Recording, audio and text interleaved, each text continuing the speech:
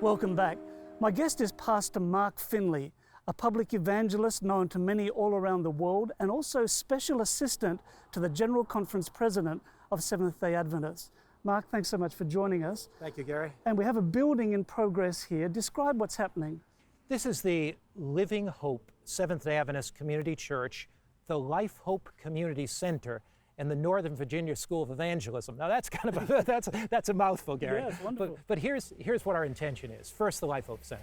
We want to reach out to our community. We're living in a community of about 20,000 people that are extremely affluent, upmarket. The Life Hope Center will be a facility in which we reach out with wellness seminars, stress management seminars, natural lifestyle cooking schools, depression recovery. We will do family life seminars, a whole array of community seminars that help people come into the building. In addition to that, in our Life Hope Center, we will have a Christian bookstore where people can come in and buy books. They can buy whole grains and foods.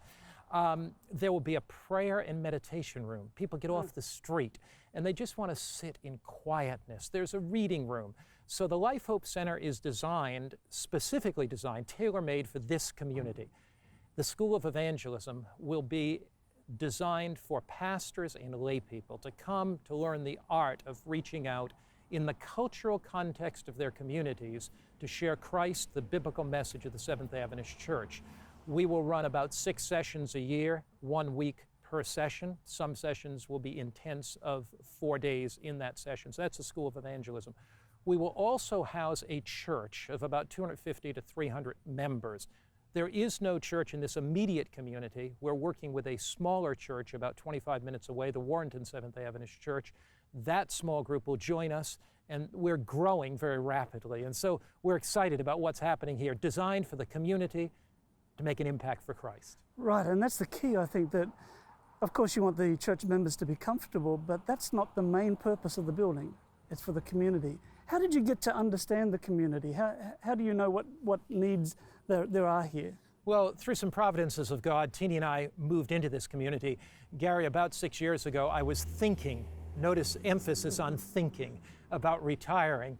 And we were going to retire in an Adventist center like many people do. And Teenie and I talked about it, my wife, and we said, let's go to a place where there are no Seventh-day Adventists, about an hour from Washington. We are 30 minutes from Dulles Airport. So we moved into the community. For the first couple years, we were members of this community, kind of absorbing community life. My wife is a persistent woman of prayer, and she began walking by a piece of property not far from this that she kept praying at. And she came to me and said, Mark, I believe God wants us to plant a church in this community. I believe He wants us to develop a health evangelistic outreach center. And I said, look, by that time I was 67 years old. I'm 70 now. It was 3 years ago. I said, Teenie, that's not possible. I mean, look at us. I mean, I may still have some wisdom, but my energy's a little bit less.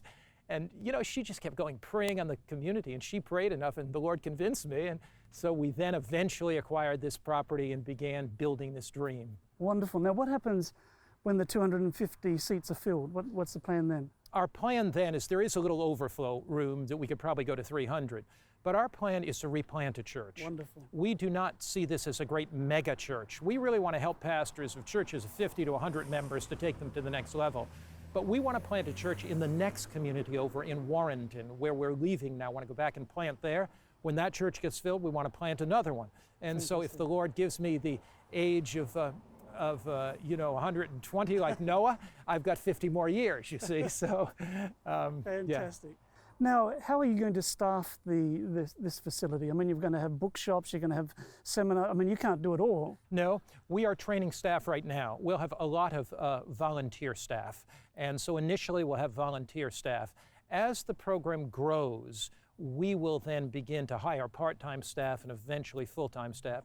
We believe in the principle in Mark chapter 4, where Jesus said, first there's a seed, then the blade, then the ear, then the full corn in the ear.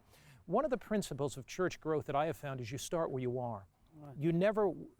There are some people that dream and dream and dream about what they want to do, but they don't do very much. Right. You start where you are. Yes. When we started here, frankly, we had a dream in our hearts and no money. And God has brought funding to us. We still need some, but God has brought funding to us. So we're going to start where we are. If we can only open a few days a week to start, we will. We'll train volunteer staff, which we're doing now. We have a media center here. We're training media center staff. Here's what I've also discovered. When you have a dream in your heart and God begins to do something, God brings people to you that you never thought you have. In this little congregation, we have a guy who is top quality in internet. So he's helped us design our internet. We have another guy who's a professional photographer. He's helped us with, he will help us with our media center. We have people that God has already sent and is sending to us.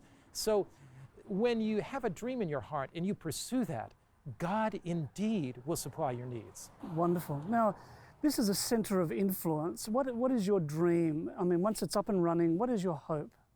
My hope, I think, is two things, Gary. One is that this will be truly a center of influence for this community. That people in this community will say, if you want help with a marriage that's in trouble, go to the Life Hope Center. Yes. If you want hope because you've just lost a wife because of grieving, and you just need somebody, and you're grieving, and you just need somebody to listen to. You lost a wife because of cancer and you are grieving, come to the Life Hope Center. Wonderful. If you want to lose weight, if you want to get on a vegetarian diet, we want this to be a place where the community says these people care and they love. And we feel that they will meet the needs that we have. That's first. Second, we have a larger vision for this. We would like God to use this as a model, not to be replicated exactly, because parts of the world are different. But we want people to come and catch a vision, because we don't believe that you replicate an exact model or method, but what you replicate is the vision. And we want to inspire people as they come to the General Conference and from around the world that God can give them a vision for their culture, for their area, to do something significant for Christ. Wonderful. Mark, thanks so much, and may God continue to bless this amazing ministry. Thank you, Gary.